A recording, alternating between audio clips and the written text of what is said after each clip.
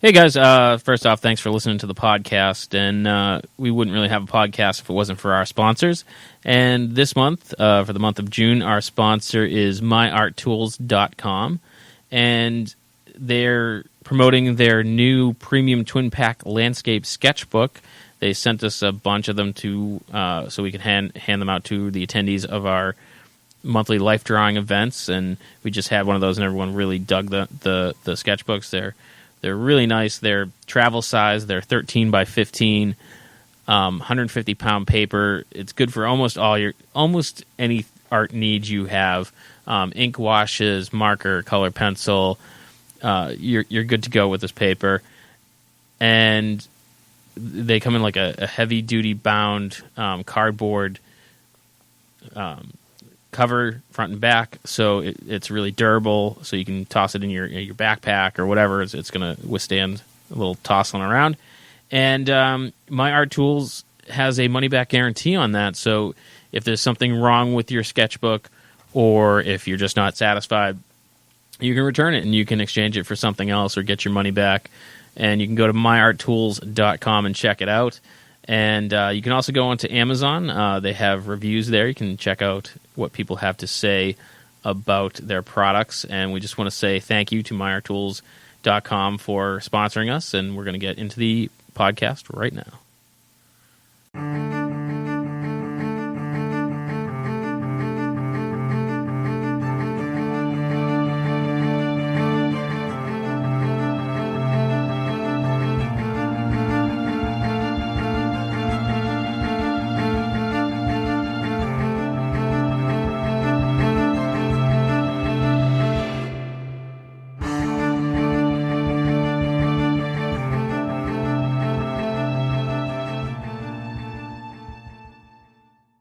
All right, welcome back, Inebri-ites.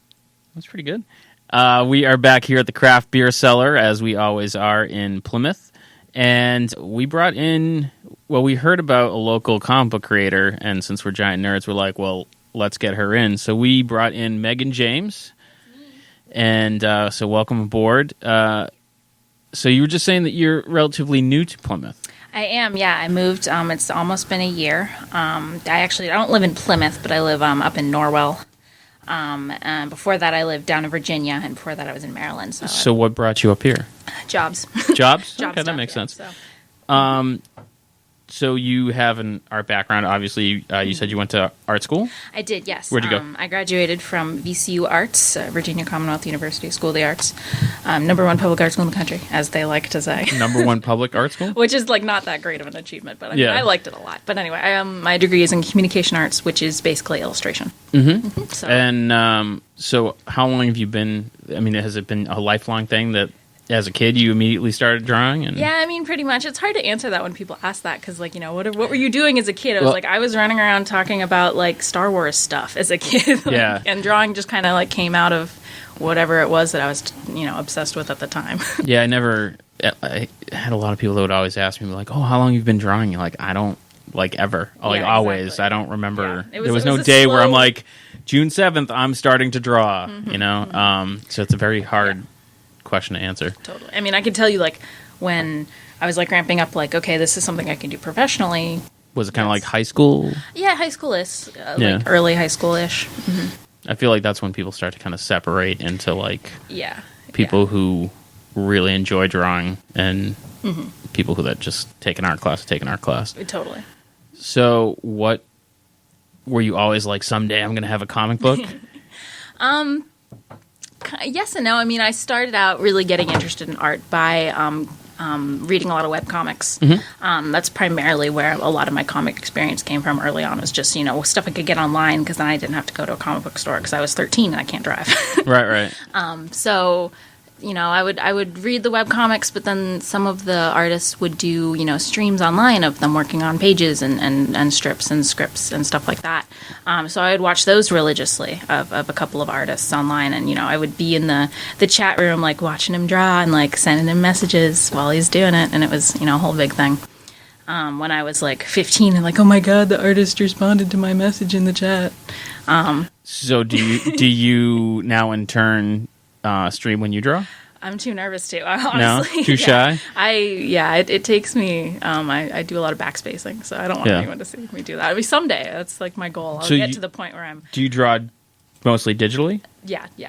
Almost exclusively now. Yeah. I've got this cool new thing, the iPad Pro. I don't know if you've tried it out. One of our friends is pretty... kind of a huge proponent for that, and so I was like, you gotta try this. And to me, I'm so old school, I'm like, it just feels weird. Like it doesn't have the resistance, I guess, that the paper would have. Yeah, and I've heard some people say that. There are actually like screen covers that you can get that kind of provide that thing. But I mean, I'm coming from, I mainly started drawing on a tablet.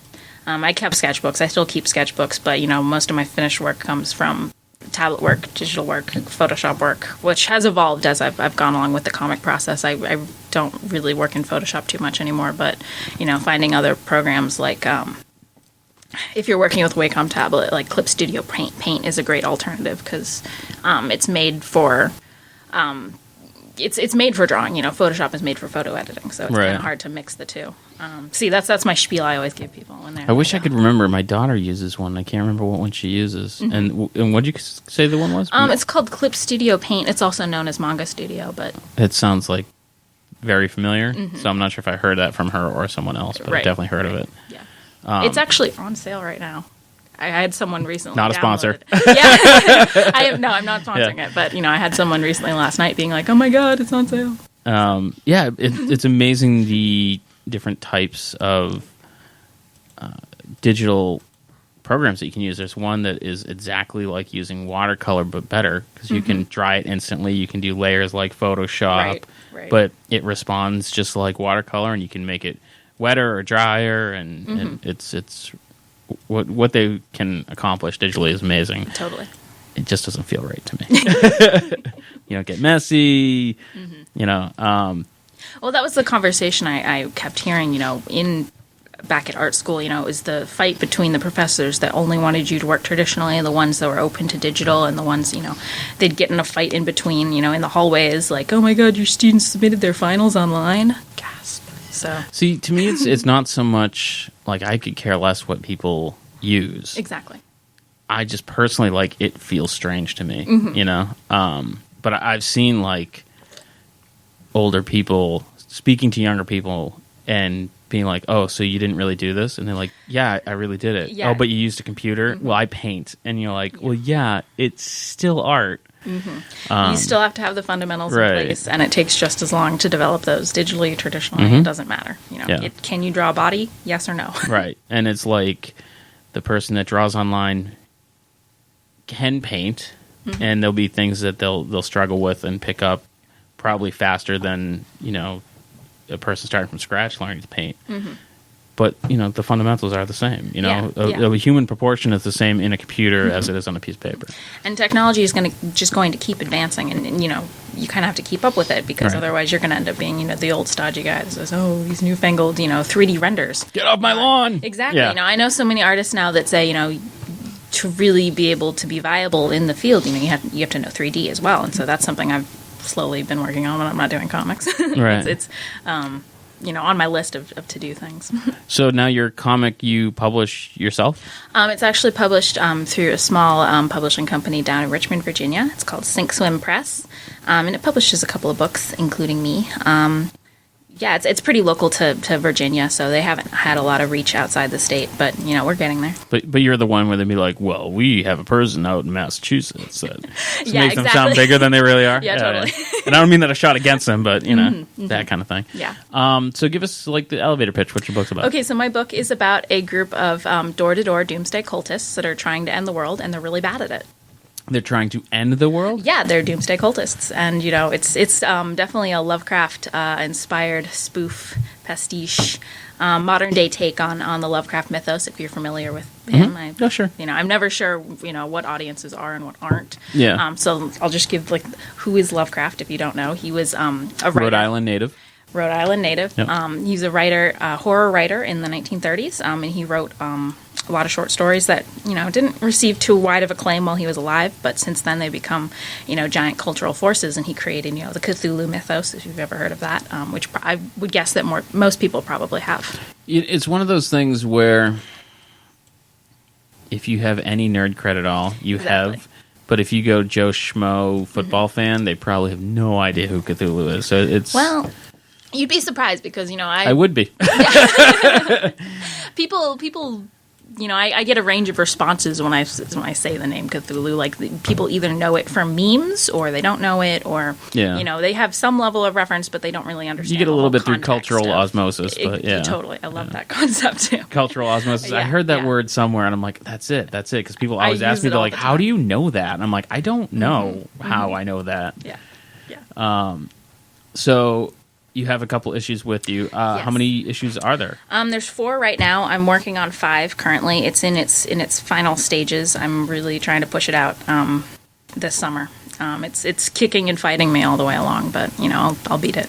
So now, is this an ongoing, or is there? So do you have a end? Yeah, it was designed to be 5. So this is the end stage of this. 5 in this kind of, and I'm thinking of it as like seasons. Yep. This is like the first season kind of thing. If it was a show, which it isn't.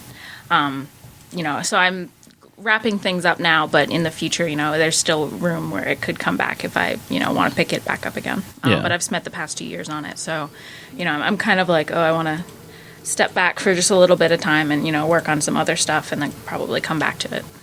I feel like that's almost like something that people have to kind of keep in mind now with the way the entertainment industry is now. Is like, okay, is this going to be ongoing? Like, do I see this as a TV show, or is this like a movie that I'm going to condense into 5 books? Because so frequently, small press comics turn into, actual movies, and people are surprised that they're like, "What do you mean, Cowboys and Aliens was a comic book?" Yeah. One of the ones that I heard of recently, Kingsman, which was a great movie, was also a comic series, which was crazy. Yeah, that was Road to Perdition. There's a ton of them that just you would never think of, because most people think, it's not a superhero thing. Yeah. So it's a great way to kind of get exposure for your idea. And, if it gets a fan following, then you can be like, there's already a built-in fan following. Well, indie comics in particular, I think, lends itself kind of like to the auteur theory of filmmaking, where, one person is in control of every part of it, the visuals, the script, the acting, as much as you can have a drawn character act. Yeah. So I think that, when you read an indie comic, you're really reading, one person's vision, or, a team's vision that's working really close together without a lot of, creative meddling by the executives or whatever the hell. And no budget. Really? No budget, yeah. So you don't have to worry about going too big. Exactly. But also, like, you can do whatever you want. Like, I've done some stuff in these books that, like, I don't think anyone would ever, sign off on. Yeah. Otherwise, So now it's about a doomsday cult that goes door to door. Yes. That's trying to end the world. Yes. Now, what is the? Would you say like the age range? Is this like an all ages? Is this... it's pretty friendly. I mean, there's some language in it, but other than that, there's nothing in it that's terribly, racy or frightening. The art style. The art style is very cutesy. Yeah, cutesy comic strip style. Not like totally cutesy, but it's But they're very adorable monsters. Oh, thank you. You're welcome. Yeah. There's a lot of fish people. Yeah. The comic is called Innsmouth, of course. Well, you say of course, so explain why. Well, I said fish people, which is Innsmouth. So the comic is a modern day take, kind of loosely based on the 1937. I could be totally wrong. Crap. If you're wrong, we're going to delete the whole interview. Right. That's it. So you better be right. I'm not right. I'm sure I'm not right. Anyway, I lost my train of thought. Based on 1930s. Based on one of Lovecraft's stories called Shadows over Innsmouth. And it is about his original story is about a creepy Massachusetts town that is full of fish people. And they're also Fisher cultists. people. See, I told you we were going to want to talk. Yeah, and then I put the mic on mute. It's a whole town full of me. It's horrifying. It would be a horrible story. Horrible thing. Mm-hmm.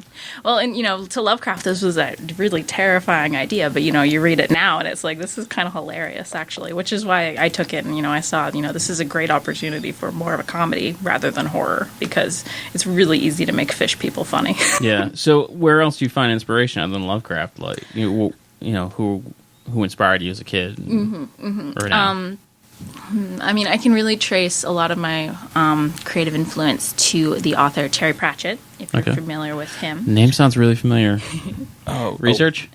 Discworld. Discworld. Oh, okay. Yeah. Yeah. Okay. Yeah, so he was, he passed in 2015, but he was a British satirist, fantasy writer. All of his books are very funny, and he had a very unique sense of humor, kind of spoofing the typical, fantasy cliches and stuff Kind like of that. Douglas Adams like? Very Douglas Adams like, just, not sci-fi, but fantasy. Yeah. I'll have to check it out. Yeah. I read a preposterous amount of his books. He's got like 40 of them out. He put like one out every year. So not quite like Douglas Adams. No. No. Douglas Adams, more prolific. Yeah. So how did you get involved with Art Week down here? So it was just, coworkers and stuff like that. I heard that it was happening, and my coworkers were all going to do it together. So the place I work at, has a whole bunch of creatives under one roof, and it was a good opportunity to kind of get together and show all of our stuff together. Nice. What do you do? There, I'm in the in-house illustrator, and also I do some graphic design stuff too. So. Oh, nice. Over up the street here, at Shields. yeah. Oh yeah, she was just on. Yep. Yeah, we just had her on. Oh, that's awesome. So tell us bad things about Mary Shields. I can't, because I'm sure she'll listen to this. Yeah. No, she's fine. She's awesome. Yeah. She was so great. So, have you brought this to any conventions? Yes, yeah, I brought it to. Last year was my first year kind of doing the convention route, and I went to 4 or 5 shows. 4 shows and then like a small show. That was like my first taste into it.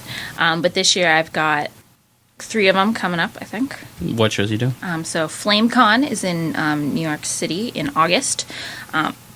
Excuse me. I've never even heard of that one. Oh, it's specifically for LGBT creators and fans all right, and stuff like that. So it's an LGBT Comic Con, basically. Oh, wow. I'm queer, so yeah. Okay. Yeah.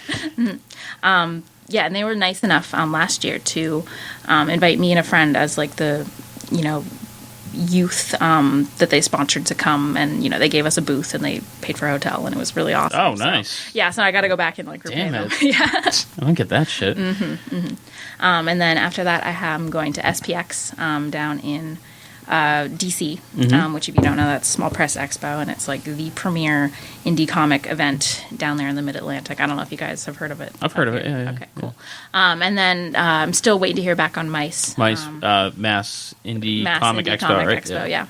That I've heard of. Yeah. I wish I went last year. It if was I awesome. had met you like 6 months ago, we would have gotten you into Beverly Comic Con. And it's all up. Too late. It's right Next up year. near Montserrat College of Art. It's really interesting how it got started. I'm sure you've heard of the marathon bombing. Yes. So when that happened, that was the week leading into Boston Comic Con. So it took them all week to kind of figure out who was responsible. And I think it was like that Thursday, they completely shut down Boston. You couldn't get in or out. Boston Comic Con was that weekend. Right. They had no choice but to cancel. So they canceled. All the celebrities were like getting off planes and finding out the convention was canceled. And so all these little mini conventions started popping up because, people were in town. They're like, well, let's still do stuff. That's awesome. And so these guys in Beverly, within 24 hours, put together a convention. And they had like 500 people through the door. That's awesome. And since then, they've started doing it. So it's been 5 years. And it's very, very heavy art. So there's like maybe 1 or 2 comic dealers, and everything else is artists, small press. And it's in a gallery studio space up there. They bring in donuts and craft beer. And, so it's a great community. We got to record there, and it was a lot of fun. So definitely up your alley. I'll have to keep you in mind next year if you're still around here and run back to Maryland. Yeah. So do you have other ideas for comics? Like, are you one of those people that have like tons of ideas, or is this like the one idea and once it's done, then you'll kind of start on something else? Yeah, more in the second part. I mean, I've kind of devote my brain to this for the longest time, so I haven't really, I'm still wrapping up the last issue here, so, even though it's all written, my brain is still laser focused on Innsmouth right now, so, if anything does come down the line, I'll let you know. Yeah. And so now you write, you draw, you say you do graphic design, so I'm assuming you do the graphic design on it as well. Yeah.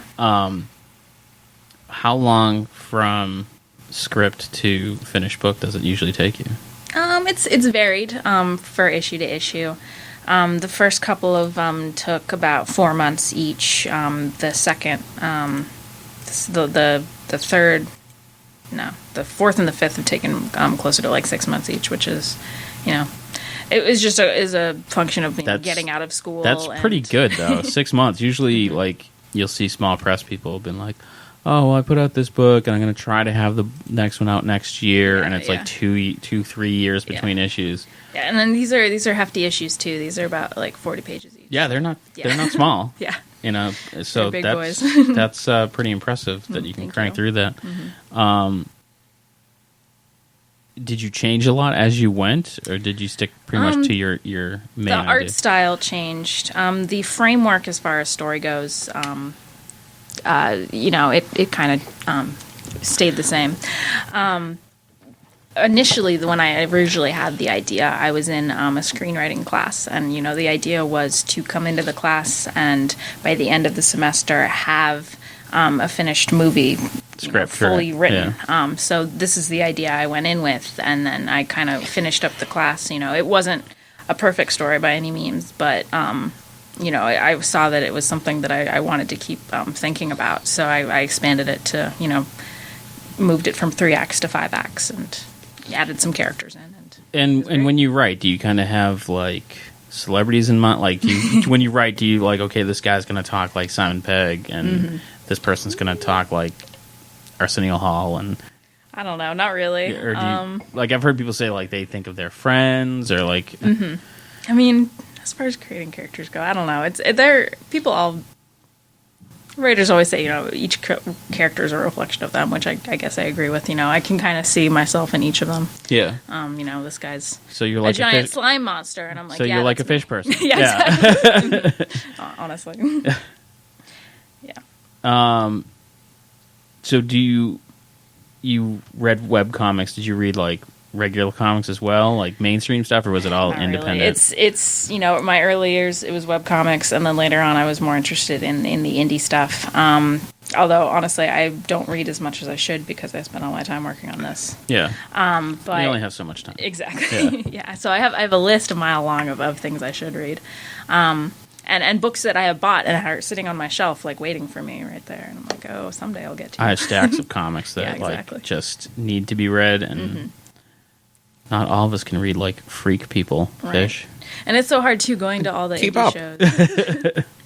Going to all the indie shows and seeing all the great work. Yeah. And then you have to pick all the stuff up, of course. All right. Yeah, and you try to support everybody, Exactly. and it gets very tough. So how was the response when you did the shows? Really great. I've never gone to a show where I didn't run out of books. So Wow, that's awesome. Yeah, really exciting. I've never done like a small press show, so I always did kind of the more mainstream Boston Comic Con, Rhode Island Comic Con, stuff like that, where it seemed like everyone you really had to pitch your book to people. People weren't quite there for small press. You had a lot of people that would come in and not even realize there was such a thing as small press. Exactly. Yeah. So there is a real distinct difference in fan groups. I noticed that too. The very first con that I went to, it was Awesome Con in DC, which was a similar type of, mainstream comics and mainstream geekdom kind of thing. And they were a lot less, they were receptive to the pitch once I mentioned Lovecraft, because that's kind of a staple of geekdom. Yeah. But, as far as selling them on books that aren't, the big three or whatever. Captain America, exactly. Doctor Who, Star Wars. 100%, yeah. I still managed to move books there, but it was definitely a different response than when I went to like SPX last year, and people are really excited to hear your stories and give you and support you, because they kind of also understand. I don't think anyone goes to SPX, something like that, if they don't already also have a background in the art or indie comics or Right. stuff like that. So they kind of get the struggle.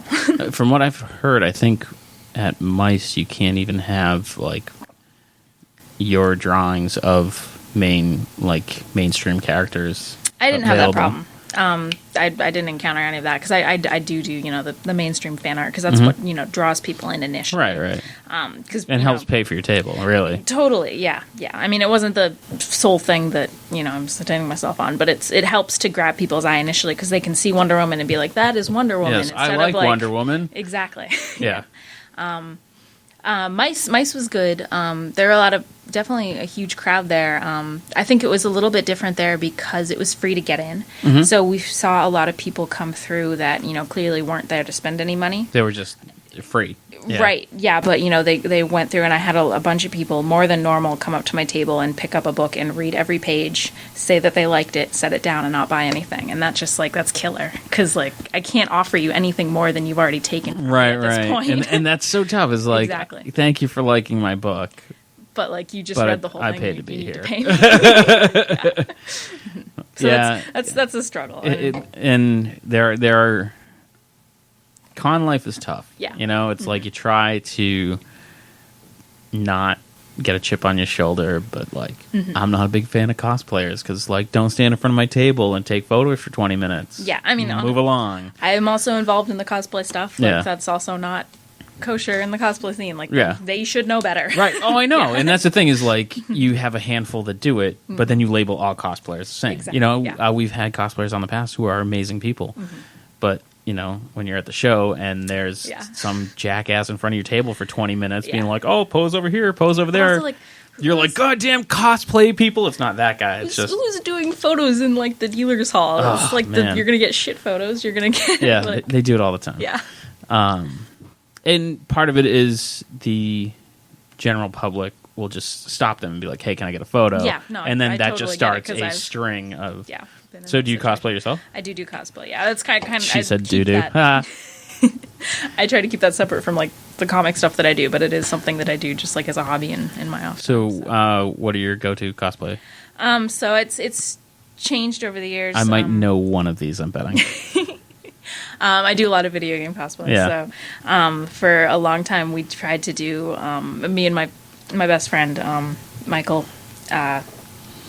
He and I kind of do a duo, and it's funny because we're both gay, but people were like, "Oh, you guys make such a cute couple," and we're like, "We're not a couple." We're not a couple. So we did a lot of BioShock cosplays. If you know that game, it's a video I think game, so. BioShock, yeah. Pretty iconic. So we were big into BioShock for a while, and then we ran out of things to cosplay from BioShock. And now I'm on a kick of doing a lot of Warcraft cosplay, mostly because I'm trying to cut back on the amount of cons I go to where I'm just cosplaying. Right. And last year I went to BlizzCon for the first time, which is the Blizzard, event of the year. And that was mind blowing because I've been a huge Blizzard Games fan for since I was 12. So Nice. yeah. My daughter is getting into cosplay now. Mm-hmm. So her thing is she's like, well, I'm going to go 3 days, so I have to be 3 different things. Right. And so she's planning on going to Rhode Island Comic Con this year, and she's like, I'm going to be this and this. I'm like, I don't know what those are. Uh-huh. And 'cause she's very big into anime. Right. And she's like, I don't know what I'm going to be for the third thing. And I'm like, you should be Punky Brewster. And she was like, hook, line, and sinker. She's like, oh, absolutely. But then she went and cut her hair, so I don't know if that's going to work. Gotta get a wig. Yeah, something. But Yeah. so I do appreciate everyone that does cosplay. Just don't stand in front of my table. Yeah. Yeah. And usually when you're like, hey man, move it along, like, oh sorry. But yeah, there's rude people in every industry. But also, if you're tabling and you see cosplayers go past and you know what they are and you have a print from their series up on your wall, you can be like, hey, Wonder Woman, look at my Wonder Woman print. And then they usually buy it. I never thought of that. Yeah, totally. Although I have called cosplayers by the wrong character, which they don't seem to like that too much. But, there's only so much brain space. Right. At some point, do you like in the back of your mind be like, oh, it'd be awesome to be at my table one day and see someone cosplay as my character? So on my very first con that I was at, my friend, the one that I mentioned before, showed up as my main Well, that character, doesn't which was, count. like, it doesn't count, but it still like blew my mind. And it was just like I mean, it's very nice a that he cute thing did for that. him It's to do, cute, but like it doesn't it doesn't count. But it count. was still, he didn't tell me he was going to do it. Yeah. Which, like, I freaked out. So That's pretty cool. Yeah. Have you had like those surreal moments at Comic-Con? I've had people come up to me and say that they know me from various things that I never thought. They say, up at Mice, someone's like, "Oh, You're like, I know you work from Shields Design. You're awesome. I don't think anyone's come up to me for that, but I've had people be like, "Oh, I know a professor back in Richmond, and he told me about you, yada yada." So. Oh, that's pretty cool. I was at Hartford Comic-Con, which we won't get into that whole story. Okay. But I had this guy come up, and he's like, "Oh, you doing sketches, whatever?" And I'm like, "Yeah." And he flips open this like loose leaf binder with like those clear plastic pages that you can slide paper into, and he starts like flipping through them, and across the top of each one is an artist name, and then across the bottom, like he went online and found like artwork that I'm like, I don't bring that to shows. Like, I don't know how you found that. Oh, and yes. and like made like a border. Oh, yes. And it was like, will you draw on this? I'm like, shit, yeah. So he found your art Online and like made a custom page for me to draw on. Did he like research every artist that was at Well, the thing? so like I was with other friends and they're like, did he have one in for everybody? I'm like, I don't know. I was so blown away. Right. And everybody else I knew who was there, he didn't go to. Right. So it was total, like, it'd be one thing if he just went to everybody because then you're like, fine, whatever. So I was like blown away that he clearly went onto the website, went through everyone who was there, and then like Google image searched my drawings. Yeah. To stuff that I don't normally bring to shows. Yeah, I mean, my first con, I had a kind of similar experience. It was a lot weirder than I think yours was, but this guy comes up to my table and he had made like trading cards of every artist in the artist alley with like photos of me pulled off my Facebook, which I think he did to everyone. Because there's no reason for him to know who I was because it was my first ever show. Yeah, I feel like that's creepy, especially when you're female. It was very creepy. But it happened, and he went away, and it was fine. So whatever. Yeah. I hope that. I feel like if that was the first person, what he what.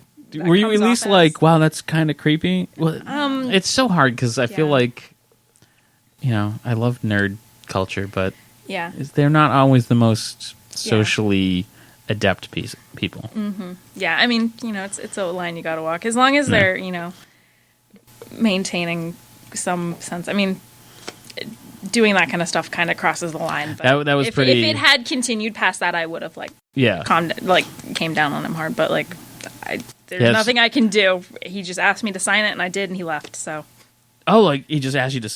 Yeah. So like he had your baseball card exactly of you, and just had and I to think sign he did it to everyone. Oh, that's so it weird. wasn't anything specific man. to me, but that's just that's something still that happened. really. I mean, you get tons of weird people coming up to you in artist alleys, and it's like I get it. It's something cool to have. Doesn't take up a lot of space, but. Yeah, that's weird. Yeah. That's, And you always get people, that come up to you, oh, can I tell you my idea for a book? I think you should draw it for free. And I'm like, I can't do that, right, dude.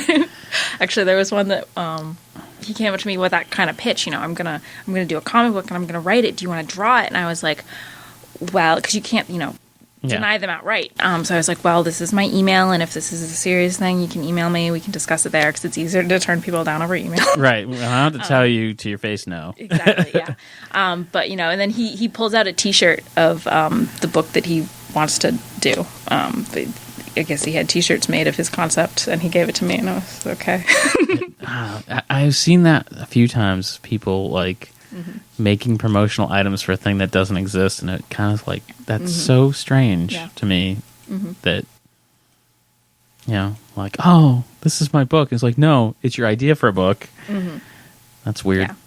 The trading card thing is even weirder though. That would make I'm now remembering it because it's my first show. This happened last May. Yeah. So it's been about a year now, and I haven't really thought of it since. And now I'm thinking back, wow, that really happened. Well, I'm glad we gave you nightmares. So good luck sleeping tonight. I'm sure you've moved since then, and there's no way he can know where you live now. Do you get a lot of interaction online, Facebook, and what other social medias you have? Kind of, sort of. I don't post as consistently as I should, but I post about Innsmouth on Instagram. So that's where I like to keep most of that stuff. Sometimes I'll get someone like trying to friend my Facebook page, and I'm like, this is my personal Facebook. Just redirect yourself to my Instagram. Which is my public-facing me. So yeah, it's a fake me. The fake you. Yeah. And it gets difficult to kind of keep yourself separate Right. from. It's also hard though because I'm working on a book for 6 months, and like I don't want to post too many progress pictures because I want people to actually buy the book when it comes out. Right, and you don't want to give away any spoilers. Exactly, spoilers, especially be like this. I saw this fish person like 6 months ago. Exactly. Yeah. So it's like, oh, I want to post some stuff, but like I really can't because it's all secret. But also like the way that I work, it's in stages. I do all the pencils first, and then the inks and the flats, and then at that point, it's like this is ugly. I don't want to show it to anyone because it's right because you get a lot of people that don't understand the process. Yeah, totally. And they're like, oh, she draws like shit now, but like it's not done. Exactly. Yeah. What was the hardest thing about putting together a book? I think it's just the every single day, every weekend sitting down and being like, I'm not going to do anything this weekend. I'm going to knock out 3 pages of flats. Yeah. Or 3 pages of inks. And it's just every single weekend, like, this is what I'm going to be doing for the next 6 months. Yeah. And it's funny. Have you heard of Johnny Cupcakes? That sounds familiar. It's a clothing line based out of Weymouth. Okay, I don't. They have a few stores all over the country. And I saw him speak, and, the question of, like, how are you successful kind of thing came up, and he's like, we have to be boring. Exactly. Like, when your friends go out, you stay in and work. You got to put in the time. Yeah. That's how stuff gets produced. Yeah, and we have a friend of ours that, for the longest time, you'd be like, hey, we're all going out for a beer, and be like, oh, I'll meet you, and like, one beer, all right, I'll see you, and be like, exactly. You just got here. He's like, well, I got things to do. Exactly. I don't normally drink if I'm not, actively with friends, because I know that it'll make me fall asleep, and then I won't get anything done that night, because I have to go home and do a page of flats. So, how do you find the motivation? What keeps you motivated? Because you obviously work full time to then go home and accomplish stuff, and it's not even, because I'm sure it's not even just the stuff you want to do. There's like marketing involved, and looking into printing and answering emails. And well, luckily my editor and the Inksmouth Press handles most of the printing stuff. But I mean, other than that, I don't know. I like making lists. And then I see the lists of like everything I have to do, and I'm like, oh, I love lists. I love lists. And crossing something off on a list. Yeah, it's the best. Yeah. It's just. What are you laughing at? It is the greatest thing ever. Especially if you finish a list and cross everything off. Yeah. But I mean, keeping yourself to a self-imposed deadline, it's something you need to curate. A skill that you need to curate. Before I was doing comics, I did in high school. I did NaNoWriMo. If you've ever heard of that.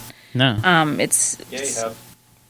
No, I haven't. Don't tell me what I know. NaNoWriMo. You're National on mute. Novelist Writer Month.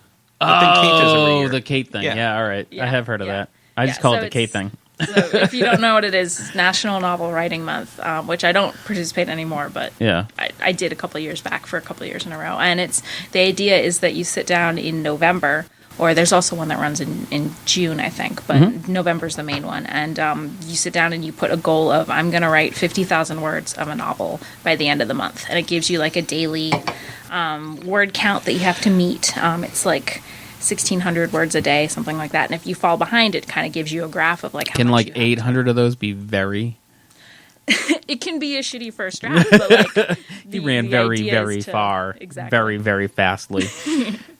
And some days, you're not putting down good stuff, but as long as you put down something, it's the first step towards getting somewhere. So I think I credit that with a lot of, how I was able to kind of build up a discipline to, force myself to do this kind of stuff. And a lot of it is kind of like building a habit, where, you do, and because we have a daily drawing challenge where we encourage people to draw every day.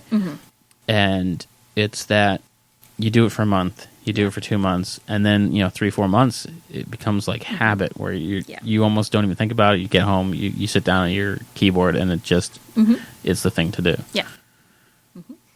So, do you ever find yourself being too boring, and then be like, I really need to go out and let loose?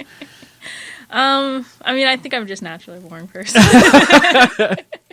Way to sell your book. If I didn't, my books are great. I'm boring, which is why I'm able to have good books. Yeah. Like you said. But anyway, I mean, if I didn't have books to do, what I would be doing is playing World of Warcraft. Gamers. That's me. So World of Warcraft. I feel like that's like, I don't want to use this term because No, say it. I've heard it all. No, because it's more derogatory towards me. Okay. I don't want to say old school because I feel like that is definitely not the word I want to use for World of Warcraft. But I feel feel like for you, it is in your perspective, in your because she's like, oh, back when I was 12, I want to be like, what, like a year ago? Yeah. But that's not like the in game now. So why Warcraft? Oh my god, I'll get to talk about Warcraft on a podcast. I'm so excited. Oh, yeah. So many of these have derailed into nerdy conversations about shit. Yeah. So, I mean, the game came out in 2004. I started playing in 2005, and I played on and off since then. And it, on the most part, has been doing just an upward swing of, the game getting better and better, and, some of the graphics are outdated. And I guess the concept of an MMO, you don't see too many MMOs coming out these days, but, WoW has been able to keep it together, just I think because of the Ultimate Online's not a thing anymore, is it? I don't know. I don't think so. It's not. Probably not. No. Damn it. But I mean the world that they've created, the art in it is fantastic. Oh my god. They've got a new expansion coming out in a couple months, and I've been keeping up just with how the world is evolving in these new areas, and it's so gorgeous. It's so gorgeous. So. Now, bear in mind, I've never played World of Warcraft. Is there a class? What kind of class or race do you play? Because I am D&D, hardcore. Yeah, so all right. So I'm trying to translate D&D to Warcraft. I didn't bring my dictionary. So I play a Night Elf Hunter, and I also play a Human Shadow Priest. So is that like a Drow Ranger? Oh God, you're a Huntard? I know. Is that like a Drow Ranger? I knew is that as like soon a Drow as I Ranger? said it. Night Elf, I feel like is Drow. They're appearance-wise, yes, but they're not evil. Okay. No one ever plays an evil Drow. Yeah. I was like, I want to be the good Drow. I'm like, well, that's not a Drow. I'm like Drizzt. I'm exactly like Yeah. Drizzt. Yeah. Yeah. I'm a Huntard, unfortunately. What is a Huntard? So people who play that class get a bad reputation for being bad at the game, but because most of them are really bad at the game, and it's a really easy class to play because you hit like 2 buttons. That's maybe 3. Why is that bad? Well, everyone else has got like keybind. It's easy mode for the game, or it was back. Do they get more aggro than everybody else? See, I know a word, aggro. Only from the other players. There's a lot of ways to play Hunter badly. Oh yeah, I've seen most of them. Yeah. But she's not one of those people. Well, no one thinks they're those people until everyone else tells them they are. And what was the other? Now that we trash you for being something that I don't fully understand. Exactly. What was the other thing? I also play a Shadow Priest. So. Shadow Priest. Some sort of dark cleric. Yeah. Exactly. Yeah. All right. Yeah. Basically, it's the healing class, but the one build you can do a bunch of fun DPS with. Damage per second. Yeah. All right. Yeah. I'm saying that for our listeners that don't know what DPS are. It's like a shadow-based healer. Yeah. Shadow Priest. Yeah. Do you ever play normal games like D&D? Normal games. I've played D&D. I don't think I've ever played like an authentic round of D&D.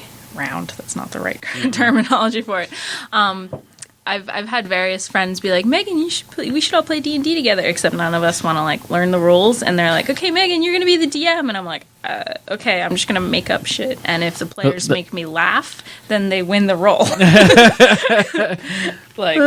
That's not entirely wrong. Yeah, it's not wrong, and there are a lot of games that are basically built like that. So you're fine. You'll find something. Yeah, totally. So yeah, the D&D sessions I've done haven't been taken too seriously by me or my players. Yeah. So now, do you foresee kind of the next comic you do to be more a fantasy type thing, or yes and to no. be like, I'm going to do this ranger hunter character that kills fish for calling me a huntard? I don't know. I feel like On one hand, I really like the concept of, I mean, I don't think I'd ever do a comic or a series or whatever creative thing I'm going to be doing next. It'll be a comedy just because that's how I write. But on one hand, I like the concept of taking the typical fantasy stuff and making it funny, but also I think recently the market has become incredibly saturated with that kind of stuff, just mostly because of like the Adventure Zone and podcasts like that. I love the Adventure Zone. I know it's great, but also like and it garnered a lot of fans. But I think now it's like okay, now that's played out. So it's funny, and the thing that I've noticed from a lot of years at Comic Cons, a lot of years, is if you walk the artist alley and creator area to see what people are working on, everyone's book is funny. Yeah. Everyone's book is always kind of on the same theme. I remember like late 90s, everyone's book was about a monkey of some kind. And that seems... and it's like everyone kind of followed the same themes. Everyone tried to be funny. Yeah. And if it was funny, it tended to be funny for like the first issue. And then their joke was over. So it's really hard to write funny. Yeah. Or it's like all inside jokes. Do you struggle with that? Do you give the script to other people and be like, read this, and is it funny? Isn't it funny? I mean, I do have a couple of readers, and they seem to like it, but I mean, they're also my friends, so what are they going to say now? I mean, well, if they're good friends, Yeah, exactly. And I don't want to be like, your friends will be like, no, it's a piece of shit. Yeah. But I mean, I primarily am making myself laugh, and I do that too. And because if you're writing something, some people say I'm not funny. You're not amused by what you're doing. You're not going to keep going with right. it, kind of thing. So it's that goes back into the concept of sitting down and working on something every weekend. So you really got to believe this joke is funny, right. And then by the end of the book, it better still be funny. So independent comic wise, like who did you read? Like where did you? Let's see. The ones that I can think of are kind of outside of the realm of genre stuff. If you know Eleanor Davis. Nope. Okay. I'm not a very big web comic reader. Oh, so I'm not really talking web comics right now, but that Eleanor Davis and I'm blanking on the rest of my list. But a lot of kind of artsy, introspective, very indie comics that are kind of breaking the concept of what a comic book is. Eleanor Davis's work is a lot like kind of just like a sketchbook published. Kind of. Oh, really? Yeah. Oh, that sounds really cool. But with short comics in it, working in a sequential manner. But there's a lot of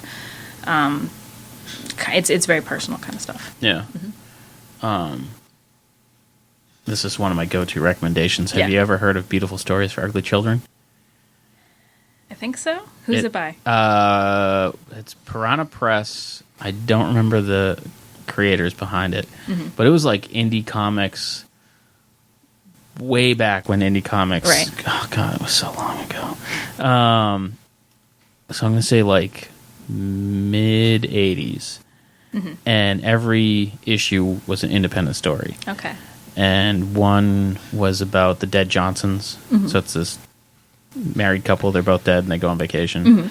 Then there was one about like a kid that grew up spent his entire life in an electric chair, and so it's like really weird, oddball. I like it. Yeah, and the art is amazing. It's very sketchy, and I think was like very like ink wash. Yeah, some really great stuff. So I highly recommend that our listeners and yourself try to find it, because it's I'm sure if you just go on eBay you can find them, but part of the fun of a Comic-Con is looking for stuff. I'm playing around on my phone because I'm trying to jog my memory on the other things I wanted to talk about.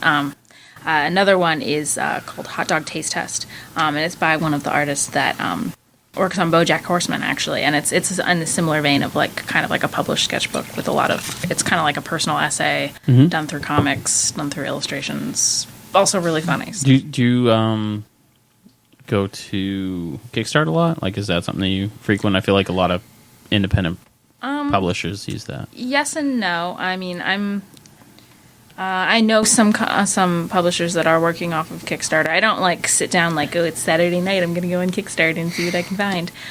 But oh, you're not that boring. yeah, no. I mean, I ran a Kickstarter last April. Yeah. Not this past April, the one before it. That was a collected art book for the first 3 issues of Innsmouth, because that was something I had to do in my graduation process, one of my senior projects. The professor's like, y'all gotta set up a Kickstarter and run it and get money. Just did he say y'all? No. That's yeah. I'm sorry, Sterling Hundley. I'm sorry I made you say y'all. Yeah, so, I mean, I was on my limited experience of Kickstarter was when I ran my own, and it was successful, and I did an art book, and that was cool. So as part of school, they had you run a Kickstarter? They had us run a Kickstarter, yeah. That's interesting. And just to, kind of open your eyes to alternative ways to kind of get your work out there. Well, I think that's a really good idea, because I feel like a lot of artists come out of art school and don't know how to promote their work. Totally, yeah. And, I mean, it's a great platform, and, a lot of people that are making great work are doing it through Kickstarter. I mean, not on the comics front, but if you're familiar with Simon Stahlenhag, who is primarily a concept painter, who is now putting out these huge, gorgeous art books.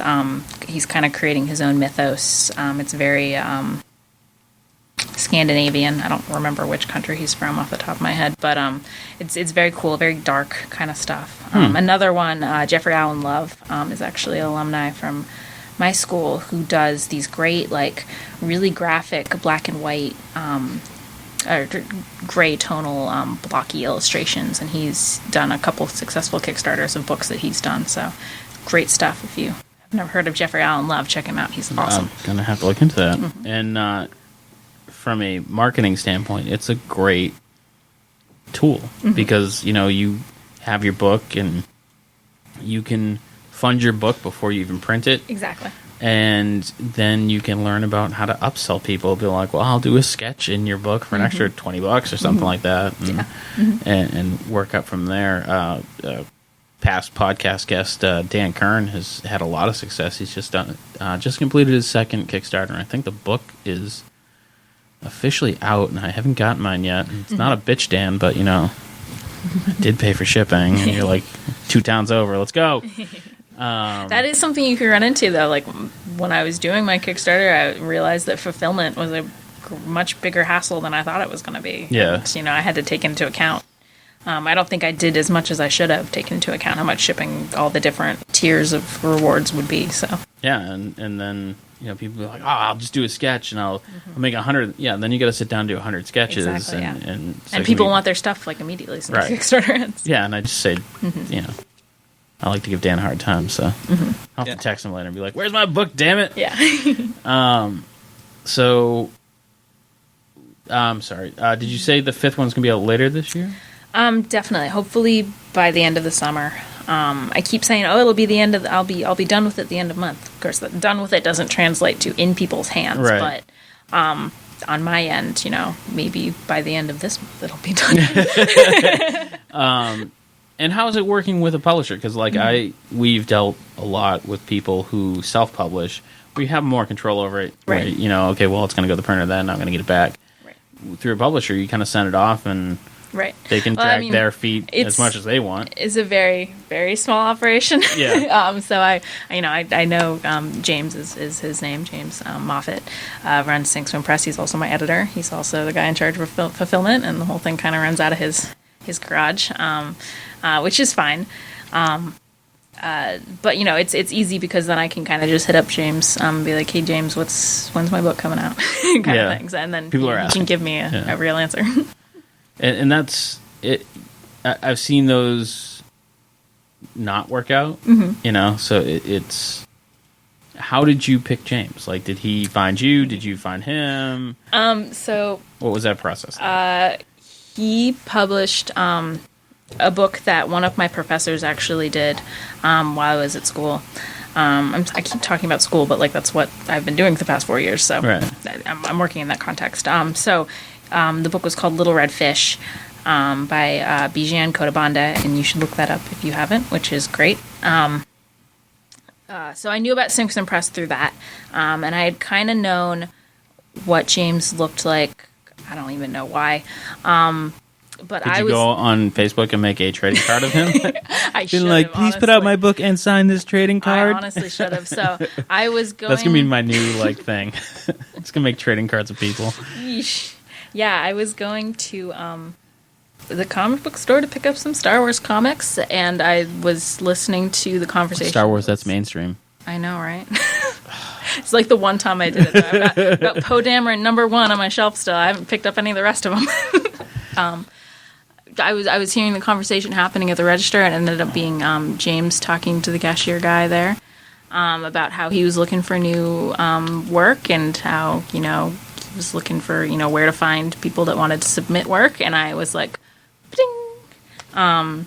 And I walked right over and I was like, "Hi, I'm Megan. I have this book I'm working on right now. Have you seen my trading cards?" So yeah, I introduced myself to him. I gave him the pitch. He seemed into it, and then it just was like a spontaneous. Have you done any store appearances to promote the book?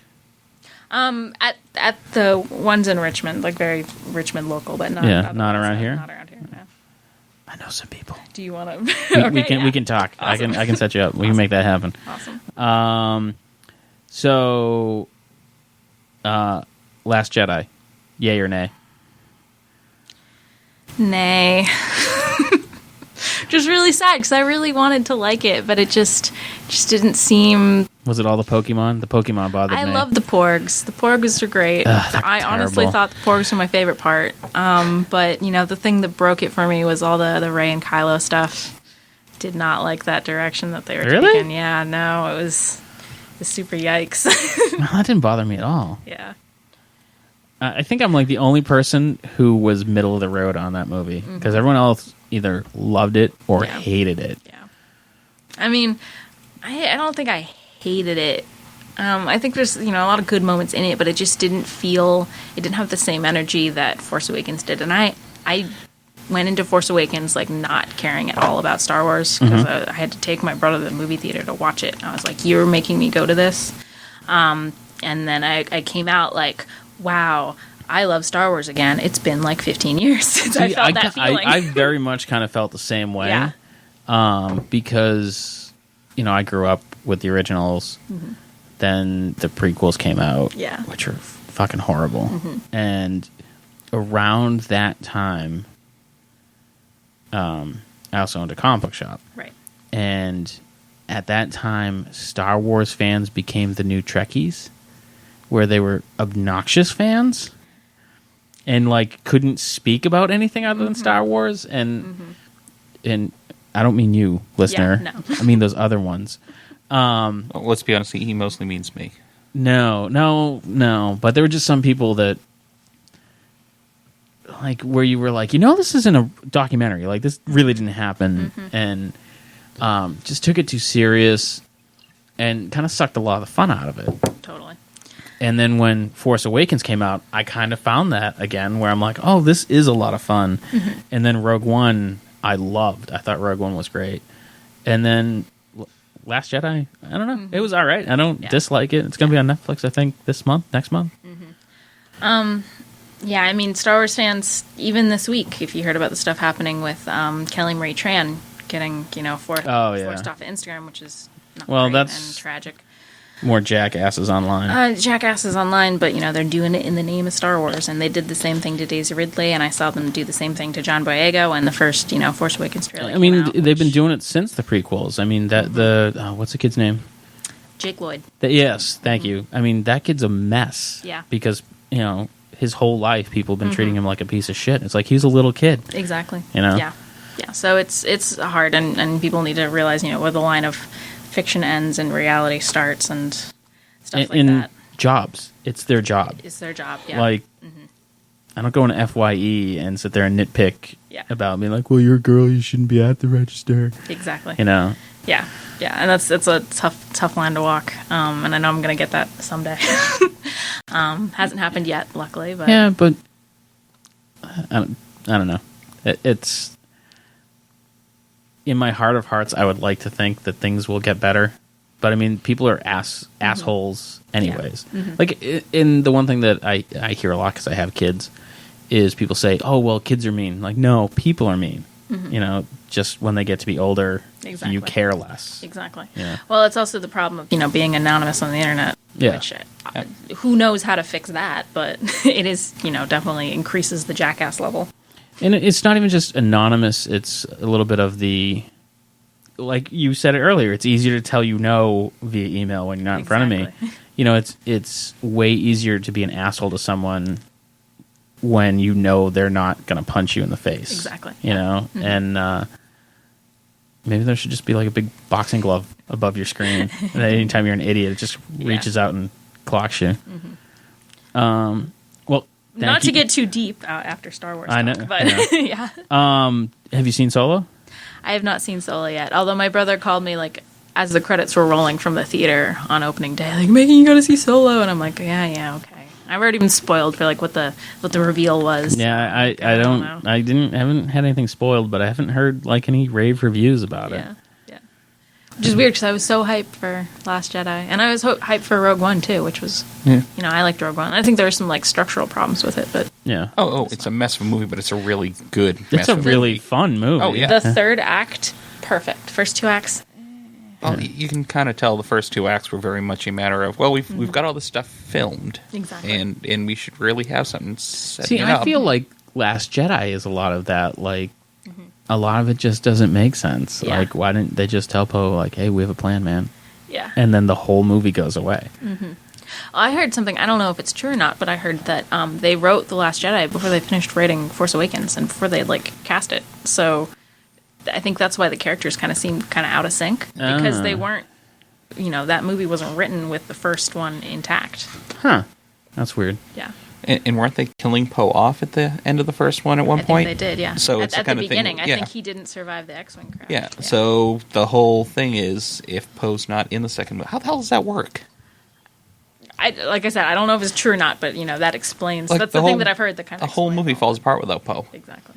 Like, everything is his Or the fault. movie doesn't happen without Poe. Yes, that is what we call a movie falling apart, Yeah. Andy. If Well, it doesn't literally even fall movie apart. It just... It can't happen. Yeah, it was very... And, like, there were a lot of things in it that I just thought looked weird. Like, just didn't look right or out of place. I don't know. I still enjoy it. When it comes on Netflix, I'll watch it again. Right. And I'll go see the... Whatever. Have they announced the last title? Not the title yet, no. No. Just that J.J. Abrams is doing it. Yeah. So, we'll see. Fingers crossed. Yeah. And then there's going to be 12 million other Star Wars movies. 'Cause Yeah, all those new Solo movies that are coming out. One movie a year forever. It's going to do the next Marvel thing. I'm so over Marvel stuff. bite your tongue. I know, right? Have you seen But, Infinity like, War? I haven't. Oh, my God. I haven't. I saw it twice, and I still need a hug. It is brutal. One of the darkest movies. Yeah. On par with Empire Strikes Back. I mean, I've heard the same She's thing. like, yeah, whatever. Yeah, it's just, I don't know. It's just oversaturation of I've seen too many Marvel stuff. I mean, some of them are good. Like, I enjoyed Ragnarok. I enjoyed Guardians of the Galaxy, but... Did you see Black Panther? It's not Black Panther. Black yeah. Panther was great. I'm losing a little interest in the TV shows. Like, Agents of S.H.I.E.L.D., I think, is up to 5 seasons, and I'm like, I don't know what I'm saying. I was super on board for Agent Carter, and then they canceled Agent Carter, and I don't want to watch any more Marvel TV, because it's not Agent Carter. Yeah. I really enjoyed Daredevil. I thought Luke Cage, the first half, was pretty good. Now I guess they're coming out with the second season this month, which I didn't realize was happening. Punisher, I never even finished watching. Yeah. It's just... I don't know. It doesn't relate directly to the movies, and I'm more interested in the movies. So it's been nice to nerd out. Yeah. It's been fun. My favorite thing to do. Yeah. We do it a lot. So where can people go online to find you and make trading cards? So my Instagram is themeggo, all one word, TheMegggo. That's where my stuff is posted. And then if you want some Innsmouths, sinksomimpress.com. Excellent. And they can see you at Possibly Mice. And what was the other? Possibly Mice, definitely FlameCon, definitely SPX. Nice. And thanks for joining us, man. That was a lot of fun. All right. All right. Thanks for listening to our podcast. Don't forget to check out our other podcasts. There's the Bar Talk podcast. There's Old Colony Cast. And, of course, the Inebri-art podcast along with Jam Packed. You can find all those on Stitcher, iTunes, SoundCloud, YouTube, pretty much anywhere podcasts are found. If you're on some sort of service and you can't find it, let us know, and we'll help you out and or add our podcast to that, too. You can contact us at Inebri-art@yahoo.com and follow us on Facebook as well as Twitter at Inebri-art. And feel free to send us some tips, ideas, advice, hate mail, whatever it is, you can get us there. And again, thanks for listening.